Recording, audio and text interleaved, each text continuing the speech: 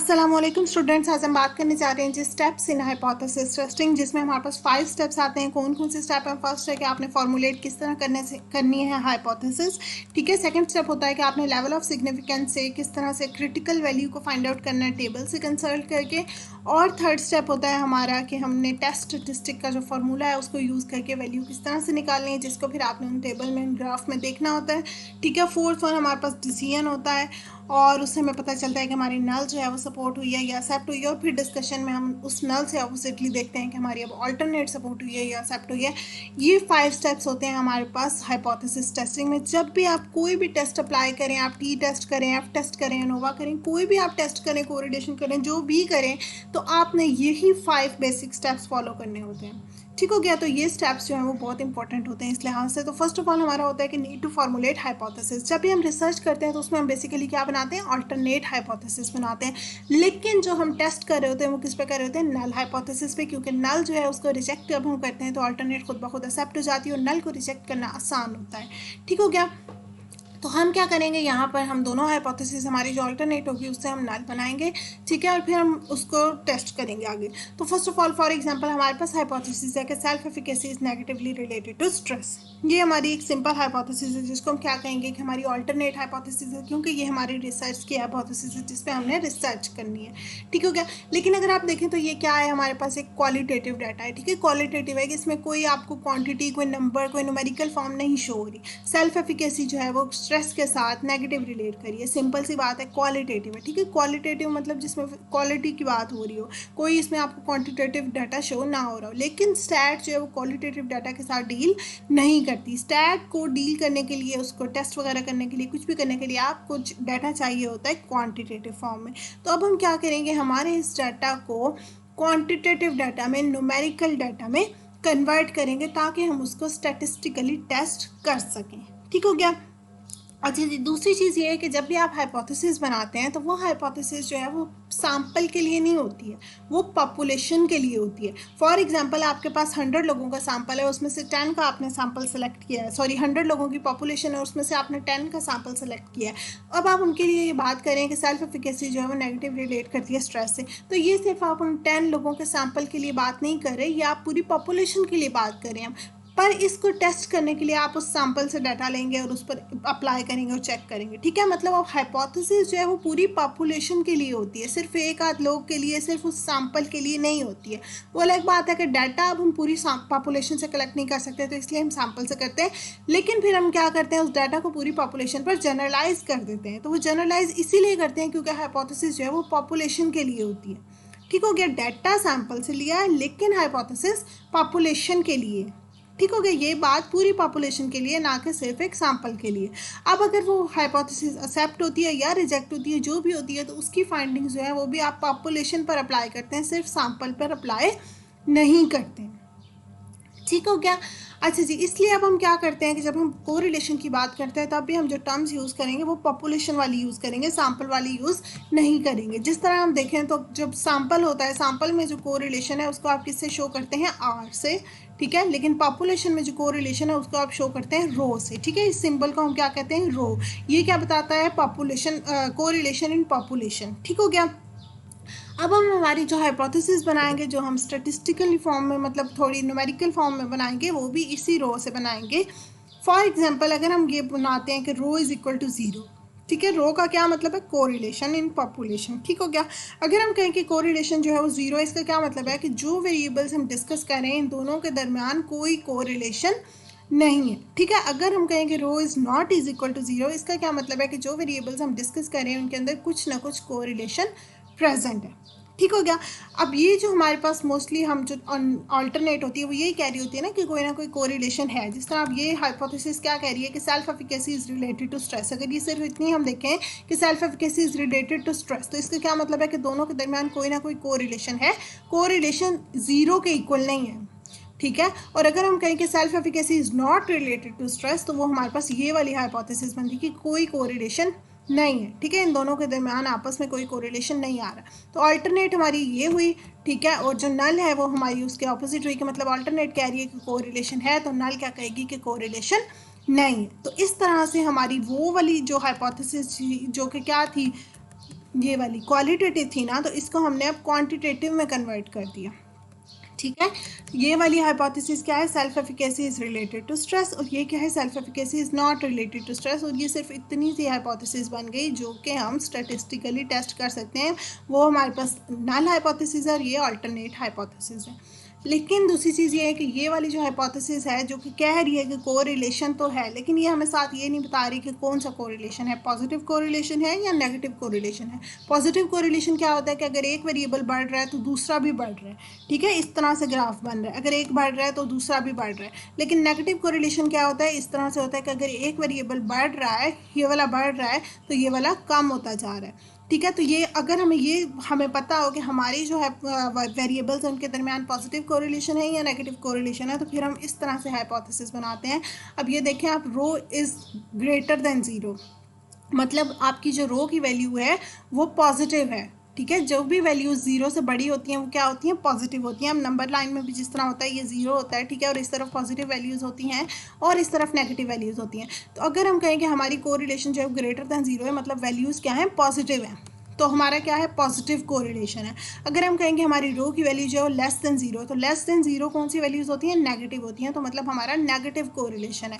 अब ये जो थी हमारे पास कि self efficacy is negatively related to stress, तो ये क्या बता रही है कि इन दोनों के दरमियान नेगेटिव कोरिलेशन है। अगर सेल्फ एफिकेसी बढ़ेगी तो स्ट्रेस कम हो जाएगा, ठीक है, और अगर सेल्फ एफिकेसी कम हो जाएगी तो स्ट्रेस बढ़ जाएगा, तो इन दोनों के दरमियान नेगेटिव कोरिलेशन है। तो इस हाइपोथेसिस के लिए हमारे पास जो हाइपोथेसिस बनेगी जो कि क्वांटिटेटिव वन होगी वो ये वाली होगी।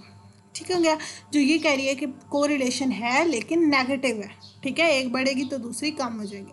टोटल रेंज जो होती है हमारी कोरिलेशन की वो क्या होती है, पॉजिटिव वन, जीरो, नेगेटिव, मतलब वो यही बात है कि वन से नेगेटिव वन से पॉजिटिव वन तक होती है कोरिलेशन।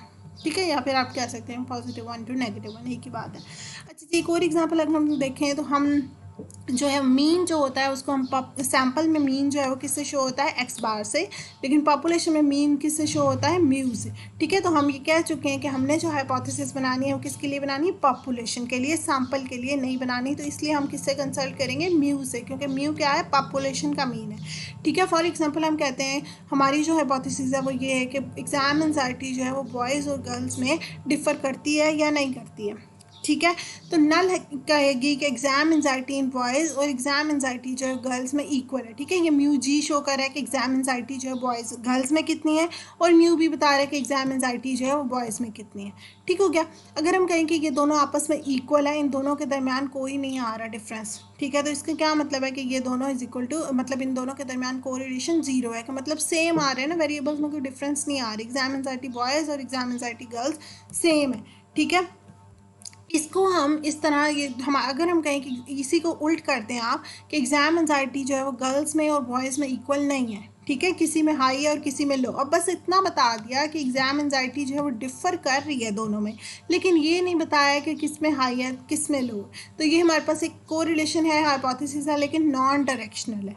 ठीक है, नॉन डायरेक्शनल हाइपोथेसिस हुई हमारे पास, कि बात तो वो बता रही है कि है, लेकिन वो डायरेक्शन नहीं बता रही कि किस में हाई है और किस में लो है। ठीक है, तो ये नॉट इक्वल वाला सीन आ गया। अब ये वाली जो है, ये वाली हमारे पास जो थी कि mu G is equal to mu B, दूसरी चीज़ ये आती है, इसको हम इस तरह से भी लिख सकते हैं कि mu G minus mu B is equal to zero. यहाँ पर आपका ये जो म्यू बी है जो कि यहाँ नेगेटिव है, जब आप इसको उठा के इधर लेकर जाएंगे राइट साइड पे जीरो की तरफ, तो ये क्या हो जाएगी, पॉजिटिव। नेगेटिव वैल्यूज जब दूसरी तरफ जाएँ तो वो पॉजिटिव हो जाती हैं, तो ये हमारे पास इस तरह से इक्वेशन बन जाएगी, और जीरो प्लस म्यू बी बात वही आ जाएगी म्यू बी। तो इसको हम इस तरह से भी लिख सकते हैं इसी हाइपोथेसिस को। ठीक है, ये वाली कि दोनों के दरमियान कोई कोरिलेशन नहीं है, सॉरी, इन दोनों के दरमियान कोई डिफरेंस नहीं है, और इसमें इन दोनों के दरमियान में डिफरेंस है। ये नॉन डायरेक्शनल हो गई, ये भी नॉन, मतलब ये इसमें तो बल्कि आ ही नहीं रहा ना कोई। उसके बाद अगर हम डायरेक्शनल की बात करें कि हमें पता हो कि कौन एक ज़्यादा हो रहा है और दूसरा कम हो रहा है, फॉर एग्जाम्पल हम कहें कि एग्ज़ाम एंजाइटी जो है वो गर्ल्स में ज़्यादा होती है बनस्बत बॉयज़ के। ठीक है, तो फिर हमारा कोरिलेशन हमारी जो, मतलब वो इस तरह से बनेगा कि म्यू जी जो is greater than mu B, कि एग्ज़ाम एंजाइटी बॉयज़ में ज़्यादा है और सॉरी गर्ल्स में ज़्यादा है और बॉयज़ में कम है, तो ये हमें डायरेक्शन दे रहा है। ठीक है। तो ये हमारे पास डायरेक्शनल हाइपोथेसिस हुई। इसी को आप इस तरह से भी लिख सकते हैं कि mu G minus mu B is less than 0, क्योंकि जब हम ये इसको उठा के उधर लेकर जाएंगे तो वो पॉजिटिव हो जाएगी और फिर से हमारी यही वाली हाइपोथेसिस बन जाएगी। और अगर हम कहें कि एग्जाम एंजाइटी जो गर्ल्स में ज़्यादा और बॉयज़ में कम है, तो हमारी कुछ इस तरह से हाइपोथेसिस बनेगी और इसको भी हम इस तरह से लिख सकते हैं, क्योंकि जब हम इसको उठा के उधर लेके जाएंगे तो ये भी पॉजिटिव हो जाएगा। तो इस तरह से हम डिफरेंट हाइपोथेसिस बना सकते हैं। आप देखें जो हम बातें बोल रहे हैं साथ साथ वो क्या है, क्वालिटेटिव है, लेकिन जब उनको इन फॉर्म्स में हम लिख रहे हैं तो वो क्या बनती जा रही हैं, क्वांटिटेटिव बनती जा रही हैं। ठीक है। अब जिस तरह अगर हम कह रहे हैं कि एग्जाम एंजाइटी और बॉयज़ और गर्ल्स में डिफ़र कर रही है, ये एक क्वालिटेटिव बात थी, लेकिन फिर हमने जब इसको इस फॉर्म में लिख दिया कि एग्जाम एंजाइटी बॉयज़ और गर्ल्स में डिफ़र है, इक्वल नहीं है, तो ये एक क्वांटिटेटिव हाइपोथेसिस बन गई। ठीक है। इसी तरह से अगर हम कहें कि एग्जाम एंजाइटी जो गर्ल्स में ज़्यादा होती है बॉयज़ के निस्बत, तो ये क्या है, क्वालिटेटिव है। ठीक है। लेकिन अगर हम इसको इस फॉर्म में लिखते हैं तो ये हमारे पास क्या बन जाएगी, क्वांटिटेटिव बन जाएगी। और जब चीज़ें क्वांटिटेटिव बन जाती हैं फिर आप उनको टेस्ट कर सकते हैं स्टैटिस्टिकली। ठीक है। तो ये बहुत इंपॉर्टेंट होता है आपकी हाइपोथेसिस बनाना, इसको इस तरह से बनाना। ठीक है। क्योंकि ये हम डिटरमाइन करती हैं आगे हमारे सारे मतलब स्टेप्स जो हैं इस पर डिपेंड कर रहे होते हैं। तो बहुत इंपॉर्टेंट होता है कि हाइपोथेसिस ठीक बनाया जाए। उसके बाद ये हो गया फर्स्ट स्टेप, आपने हाइपोथेसिस बना ली। सेकंड स्टेप हमारे पास होता है लेवल ऑफ सिग्निफिकेंस से आप क्रिटिकल वैल्यू फाइंड आउट करते हैं। लेवल ऑफ सिग्निफिकेंस हमारे पास क्या होता है, अल्फा वैल्यू। ठीक है। अल्फा वैल्यू जो होती है ये ऑलरेडी क्वेश्चन में गिवन होती है। जो भी आपके पास न्यूमेरिकल क्वेश्चन आएगा, रिसर्च आएगी, उसमें वो स्टार्ट में आपको बता देते हैं कि आपका अल्फा क्या है, कुछ भी बता सकते हैं। फॉर एग्जाम्पल उन्होंने आपको अल्फा दे दिया 0.05, ये गिवन होता है। अब आपको ये देखना है कि वो अल्फा टू टेल्ड है या वन टेल्ड है। ठीक है।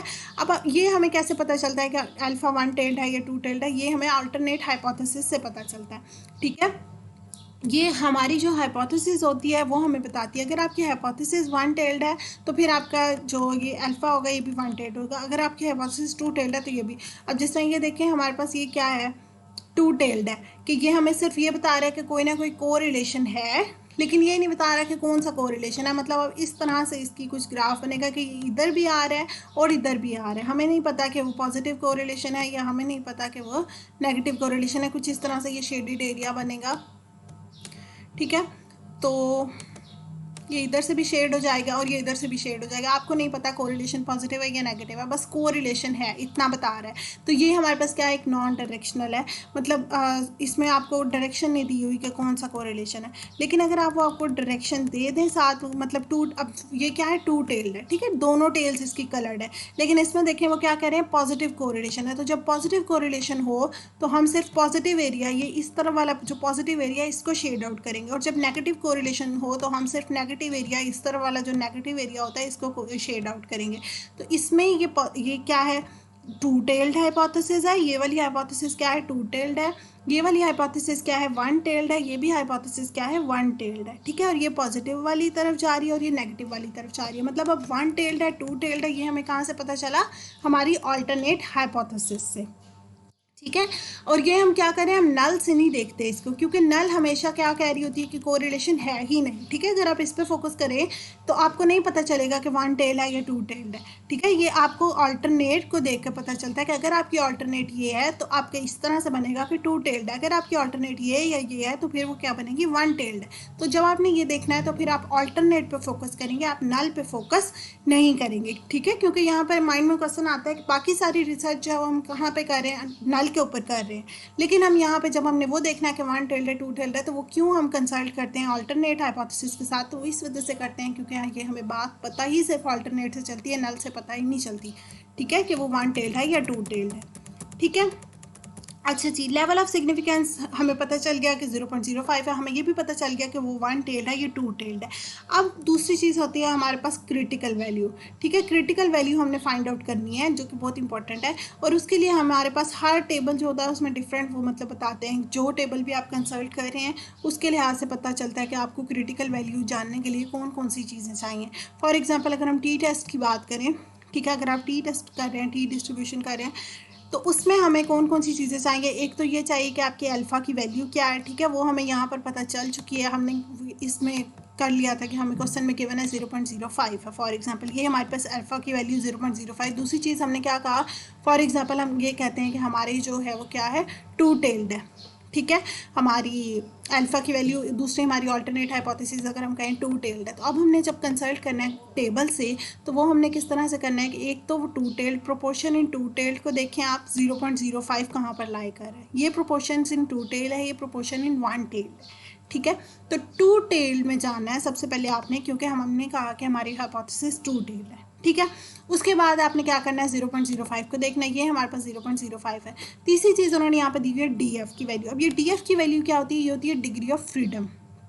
ठीक है, डिग्री ऑफ फ्रीडम का क्या मतलब होता है कि कोई भी पर्सन है, जो कोई भी वैल्यू है, उसके पास किस हद तक फ्रीडम है। ठीक है, डिग्री ऑफ फ्रीडम कि उस हद तक उसके पास किस हद तक आज़ादी है। डिग्री ऑफ फ्रीडम मतलब फ्रीडम ऑफ चूजिंग। ठीक है, फॉर एग्जांपल आपके पास कोई भी पार्टिसिपेंट्स होते हैं, तो उनके पास किस हद तक डिग्री मतलब किस हद तक उनके पास फ्रीडम है चूज़ करने का। फॉर एग्जांपल हम किसी रेस्टोरेंट में जाएँ तो हमारे पास क्या है कि 5 डिशेज़ अवेलेबल और 5 ही पार्टिसिपेंट्स हो, तो फर्स्ट पार्टिसिपेंट है उसके पास उन 5 डिशेज़ में से चूज़ करने के लिए कितने चांसेस हैं, 5, पाँचों में से चूज़ कर सकता है। लेकिन जो सेकंड पार्टिसिपेंट है, अब एक तो उसने चूज़ कर ली ना पहले वाले ने 5 डिशेज़ में से, जो सेकंड पार्टिसिपेंट होगा उसके पास कितनी चॉइस बचेगी, 4। ठीक है, क्योंकि एक उसने चूज़ कर ली थी पहले वाले ने। अब सेकंड वाला जो है वो पिछली 4 डिशेज़ जो हैं उनमें से चूज़ कर सकता है। जो थर्ड वाला है वो बकाया 3 में से चूज़ कर सकता है। ठीक है, जो सेकंड वाला आएगा, लास्ट वाला सेकंड लास्ट आएगा, उसके पास अब सिर्फ 2 डिशेज़ बची हैं, क्योंकि पहली वाली 3 जो हैं वो चली गई हैं। अब उसके पास 2 डिशेज़ बची हैं जिसमें से वो कर सकता है सेलेक्ट। ठीक है, और जो हमारे पास फिर लास्ट वाला आएगा, 5th पार्टिसिपेंट आएगा, उसके पास कोई चॉइस नहीं है, सिर्फ एक ही डिश बाकी रह गई है जिसमें से उसको चूज़ करना है। तो ये जो फर्स्ट 4 आए हैं इनके पास कुछ ना कुछ डिग्री थी फ्रीडम की। ठीक है, जो पहला आया था उसके पास 5 डिशेज़ अवेलेबल थी जिसमें से उसने एक चूज़ की। सेकंड वाले के पास 4 डिशेज़ अवेलेबल थी। थर्ड वाले के पास 3 डिशेज़ अवेलेबल थी। सेकंड वाले के पास 2। लेकिन लास्ट वन जो आया उसके पास कोई डिश अवेलेबल नहीं है, बस एक ही डिश पड़ी हुई है। अगर उसको चाहिए तो वही वो ले सकता है और कोई नहीं ले सकता। तो इसके पास क्या है, कोई डिग्री ऑफ फ्रीडम नहीं है। तो इस तरह जो लास्ट पार्टिसिपेंट होता है हमेशा वो क्या कर रहा होता है, वो फिक्स्ड होती है, उसकी वैल्यू फिक्स्ड होती है। वो हमारे डाटा के अंदर बायसनेस ला रहा होता है क्योंकि उसके पास कोई डिग्री ऑफ फ्रीडम नहीं होती है। ठीक है, अब जिस तरह यहाँ पर आप देखें तो इसमें भी हमारे पास अगर हम ये फर्स्ट वैल्यू सेकंड वैल्यू को चेंज करें तो कुछ ना कुछ इशू नहीं आता। लेकिन ये जो मतलब आप इसको कुछ और भी, फॉर एग्जांपल 4 और 3 मिसिंग है, तो अगर ये हम यहाँ पर चेंज करें तो यहाँ पर कोई भी आ सकता है। ठीक है, हमें नहीं पता 3 यहाँ पर भी आ सकता है, 4 यहाँ पर आ सकता है, कुछ और भी हो सकता है, 5 यहाँ पर आ सकता है, 2 यहाँ पर आ सकता है, हमें पता नहीं है। इनके पास मतलब फ्रीडम है, चॉइस है, कोई भी वैल्यूज़ आ सकती हैं और इक्वेशन बैलेंस हो सकती है, आंसर 4 आ सकता है। ठीक है, लेकिन अगर हम ये लास्ट वाली मिस आउट करें तो इसकी जगह पे जब तक 5 नहीं आएगा आपकी इक्वेशन इक्वल नहीं होगी। यहाँ पर आपको 5 मस्ट ही चाहिए, तो लास्ट वैल्यू जो होती है वो फिक्स्ड हो जाती है। ठीक है, लास्ट पार्टिसिपेंट के पास जो चॉइस है वो कुछ नहीं बचती है, तो वो हमारे पास डिग्री ऑफ फ्रीडम ख़त्म कर देता है। तो इसलिए वो हमारे डाटा में बायसनेस ला रहा होता है। तो हम क्या करते हैं कि उसको हम हमारे डाटा से निकाल देते हैं ताकि हमारे डाटा से बायसनेस ख़त्म हो जाए। तो डीएफ में हम क्या करते हैं, n-1 कर देते हैं। मतलब हमारी जो टोटल n थे, टोटल पार्टिसिपेंट्स थे, ठीक है, यहाँ पर फॉर एग्जांपल 5 पार्टिसिपेंट्स थे, तो हमने क्या किया, लास्ट वाले के पास कोई चॉइस नहीं बची तो हमने n-1 कर दिया। डिग्री ऑफ फ्रीडम में हम सिर्फ उतने लोग लाएंगे जिनके पास डिग्री है फ्रीडम की, कोई ना कोई चॉइस है। ठीक है, तो लास्ट वाले के पास कोई चॉइस नहीं है तो हम उसको डाटा से निकाल देते हैं। फॉर एग्जांपल हमारे पास 50 लोगों का डाटा है। ठीक है, उनमें से लास्ट वन जो था, लास्ट बिल्कुल जो 50th पर्सन था, उसके पास कोई मतलब वेरिएशन नहीं है, कोई उसमें डिग्री नहीं है फ्रीडम की। तो उसके लिए हम क्या करेंगे, हम 50-1 कर देंगे, तो हमारे डीएफ की वैल्यू क्या आएगी, 49 आएगी। ठीक है, अब ये n-1 भी हो सकता है, n-2 भी हो सकता है। ये आपके रिसर्च क्वेश्चन पर बेस करता है, आपके टेस्ट पर बेस करता है कि आप कौन सा टेस्ट अप्लाई कर रहे हैं। ठीक है, अच्छा जी, फॉर एग्जांपल अब यहाँ पर हमारे पास क्या हुआ, सपोज करें जी 5 लोगों का डाटा था। ठीक है, तो हमने क्या किया, यहाँ पे हम करेंगे कि 5-1। ठीक है, तो 5-1 करेंगे आप, तो ये हमारा आंसर आ गया 4। ठीक है, अब ये किसी टेस्ट में डिग्री ऑफ फ्रीडम n-1 होगा, n-2 होगा। अब यहाँ पर हम टी टेस्ट की फिलहाल बात करें, इसमें हम यहाँ पर यूज़ कर लेंगे फौरी तौर पर डीएफ में n-1। तो 5 हमारे पास लोगों का डाटा था, इसको आप -1 कर दें, तो डीएफ की वैल्यू हमारे पास क्या आ गई, 4। अब जब आपने टेबल को कंसल्ट करना है तो हमारे पास 3 चीज़ें होती हैं टेबल को कंसल्ट करने के लिए, और वो कौन कौन सी थी हमारे पास, हमने अभी देखी। एक तो डीएफ की वैल्यू आ गई। ठीक है, डीएफ को आप देखेंगे। दूसरा आपकी हाइपोथेसिस जो है वो 2 टेल्ड है, 1 टेल्ड है। तीसरी अल्फा की वैल्यू, हमें ये पता चल चुका था कि हमारी जो है वो 0.05 है। दूसरा ये पता चल चुका था कि वो 2 टेल्ड है। ठीक है, अगर ये 0.05 होता और 1 टेल्ड होता तो फिर हम ये इसको मार्क करते, फिलहाल हमने इसको किया।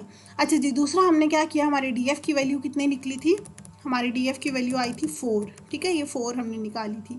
जितने नंबर ऑफ पार्टिसिपेंट्स होंगे उन्होंने n-1 कर दिया, तो डीएफ की वैल्यू आ गई। अब ये डी यहाँ पर आप देखें कि 4 कहाँ पर लाई करे, ये रहा 4, ठीक है। अब इसको आप चलते जाएँ तो ये आ रहा है हमारे पास, ठीक है, 2.776। तो क्रिटिकल वैल्यू हमारे पास क्या आई, 2.776।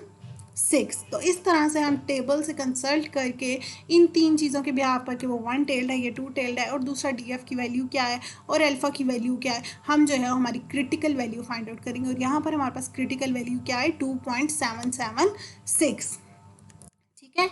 जिस तरह यहाँ पर भी उन्होंने बताया कि किस तरह से यहाँ पर डीएफ की वैल्यू आ गई है, लेवल ऑफ सिग्निफिकेंस है, 1 टेल्ड है, 2 टेल्ड है, वही वाला टेबल यहाँ पर ड्रॉ किया गया। तो उससे हम चेक कर लेंगे, ठीक है। हमें कौन कौन सी 3 चीज़ों को देखना है, ये कि वो 1 टेल्ड है, ये 2 टेल्ड है, अल्फ़ा की वैल्यू क्या है, और तीसरी चीज़ ये कि डीएफ की वैल्यू क्या है। तो इससे हमें क्या पता चलेगा कि क्रिटिकल वैल्यू क्या आएगी, ठीक हो गया। फॉर एग्जांपल आप सपोज कर लें कि अगर हमारी जो है वो 2 टेल्ड है, 1 टेल्ड है, फॉर एग्जांपल हमारी क्रिटिकल वैल्यू क्या आई, ±4.35, लेकिन यहाँ पर अगर हम देखें तो हमारी आई थी 2.776, ठीक हो गया। आपने इसके लिहाज से देखना जो भी आपके डाटा से आपकी यहाँ से वैल्यू आएगी, ठीक है। फॉर एग्जांपल सपोज करते हैं हम कि हमारी क्रिटिकल वैल्यू आ गई थी 4.35, और अगर हमारी हाइपोथेसिस 2 टेल्ड हो, ठीक है, तो फिर हम CV जो क्रिटिकल वैल्यू है इसके साथ लिखते हैं प्लस माइनस, ठीक है, क्योंकि हमें नहीं पता कि कोरिलेशन पॉजिटिव है या कोरिलेशन नेगेटिव है, ठीक है, क्योंकि 2 टेल्ड है ना, मतलब 2 टेल्ड में वो ये नहीं स्पेसिफाई कर रहे होते कि कोरिलेशन पॉजिटिव है या नेगेटिव है, ठीक है। जिस तरह ये सिर्फ इतना बता दिया कि नॉट इक्वल टू 0, ये नहीं बताया कि वो ग्रेटर दैन 0 है या नेगेटिव दैन 0 है या लेस दैन 0 है, ये नहीं बताया। तो इसलिए हम यहाँ पर अब क्या करेंगे, उसके साथ प्लस माइनस दोनों लिख देंगे, ठीक है। अगर आप ये वाली वैल्यू लाएं तो ये कुछ इस तरह लिखी जाएगी ±2.776, ठीक है। अगर हमें पता हो कि वो 1 टेल्ड है और पॉजिटिव कोरिलेशन है तो फिर हम लिखेंगे +4.35, ठीक है। और अगर हमें पता हो कि वो नेगेटिव कोरिलेशन है उन दोनों के दरमियान, 1 टेल्ड है और नेगेटिव है, तो फिर हम लिखेंगे -4.35। अब ये जो पॉजिटिव नेगेटिव के सिंबल्स हैं ये आप देखें तो आपको टेबल्स में कहीं पर शो नहीं हो रहे हैं, ये आपने खुद लगाने हैं। और ये किस बिहाफ पर लगाने हैं, आपने अपने हाइपोथेसिस के बेस पे लगाने हैं। अगर आपकी हाइपोथेसिस 2 टेल्ड है तो आप CV के साथ प्लस माइनस लगाएंगे क्रिटिकल वैल्यू के साथ। अगर आपकी हाइपोथेसिस 1 टेल्ड है और पॉजिटिव है तो आप पॉजिटिव लगाएंगे। अगर आपकी हाइपोथेसिस 1 टेल्ड है और नेगेटिव है तो आप नेगेटिव लगाएंगे, ठीक है। अब देखिए फॉर एग्जांपल हमने क्या किया, 4.35, हम ये 2 टेल की शुरू से बात करें, ये हमारे पास आ गई जी 4.35 ±4.35। तो जब हम ग्राफ ड्रा करेंगे, हम नॉर्मल डिस्ट्रीब्यूशन कर्व हमेशा से इस तरह से बनाते हैं, तो इस तरफ हमारी पॉजिटिव वैल्यूज, पॉजिटिव एरिया भी हम शेड करेंगे और नेगेटिव एरिया भी। हम +4.35 इस तरफ आ जाएगा, -4.35 इस तरह आ जाएगा, जिस तरह ये नंबर लाइन पे 0 होता है, ठीक है। और इस तरफ पॉजिटिव वैल्यूज़ और इस तरफ नेगेटिव वैल्यूज़ होती हैं, ठीक है। ये नेगेटिव होती हैं और ये पॉजिटिव होती है। तो पॉजिटिव 4.35 यहाँ पर आएगा, नेगेटिव 4.35 यहाँ पर आएगा। ये आपने मतलब जब आप क्वेश्चन सॉल्व करें तो ये बस आप अपने अंदाज से लगा लें, इसमें कोई आपको स्केल वगैरह की ज़रूरत नहीं होती, डायरेक्ट आपने लगा देना है, गैस करके 4.35 यहाँ पर लाई करेगा और -4.35 यहाँ पर लाई करेगा, ठीक है। अब क्योंकि ये प्लस माइनस है तो इस तरफ भी हम चूज़ करेंगे और इस तरफ भी हम लेंगे, और फिर ये जो एरिया होगा जो इस तरफ आएगा टेल्स में, उनको हम क्या करेंगे, शेड कर देंगे, कलर कर देंगे। अब आपको पता है ये जो सेंट्रल एरिया होता है इसको हम क्या कहते हैं, एक्सेप्टेंस रीजन कहते हैं, और जो साइड वाले एरियाज होते हैं इसको हम कहते हैं क्रिटिकल रीजन, और इसको भी हम कहते हैं क्रिटिकल रीजन। और ये हमारे पास दूसरा इनका नाम होता है, ये रिजेक्शन रीजन होते हैं, ठीक है, ये भी रिजेक्शन रीजन है और ये एक्सेप्टेंस रीजन है। अब आपकी टेस्ट स्टैटिस्टिक हम फाइंड आउट करेंगे, वो आंसर जहाँ पर लाई करेगा इस ग्राफ में उस पर डिपेंड करेगा हमारा हाइपोथेसिस का आंसर, ठीक है। ये हो गया हमारे पास सेकंड स्टेप, ठीक है। थर्ड स्टेप उसके बाद आता है टेस्ट स्टैटिस्टिक। टेस्ट स्टैटिस्टिक में क्या होता है, हम फार्मूला अप्लाई करते हैं, ठीक है। हर टेस्ट का अपना फार्मूला होता है। फॉर एग्जांपल आपके टी टेस्ट और उसका फार्मूला क्या है, x bar minus mu divided by standard error of mean. Basic her formula जो है वो किस चीज़ पर डिपेंड कर रहा होता है, statistic minus parameter divided by standard error, ठीक है। बेसिक ये फार्मूला होता है। अब आप देखें तो ये x बार हमारे पास क्या है, स्टैटिस्टिक है, ठीक है, क्योंकि ये कहाँ से लिया गया है, सैंपल में से। तो कोई भी चीज़ जो सैंपल से ली जाए वो स्टैटिस्टिक होती है। म्यू हमारे पास क्या है, पॉपुलेशन से लिया गया, तो statistic minus parameter divided by standard error, ठीक है। अब यहाँ पर क्या है, स्टैंडर्ड एरर ऑफ मीन की बात हो रही है, ठीक है। किसी और टेस्ट में किसी और स्टैंडर्ड एरर की भी बात हो सकती है। तो बेसिक फार्मूला यही होता है कि statistic minus parameter divided by standard error, ठीक है। तो फॉर एग्जांपल आप सपोज करें कि आपके पास जो भी एक्स बार था, जो भी म्यू था, यहाँ पर हम इस लेक्चर में क्या है कि हम कैलकुलेशंस नहीं कर रहे, जस्ट बेसिक स्टेप्स सीख रहे हैं। ठीक है। फॉर एग्जांपल सपोज करें आपका इस सब को अप्लाई करने के बाद आपका जो डाटा था वहाँ से आपने मीन उसका देखा, आपको म्यू जो है वो गिवन था, स्टैंडर्ड एरर आपने निकाल लिया, उस सब से आपको जो है वो आंसर आ गया 6.29। ठीक है, ये आपका आंसर आ गया टी का।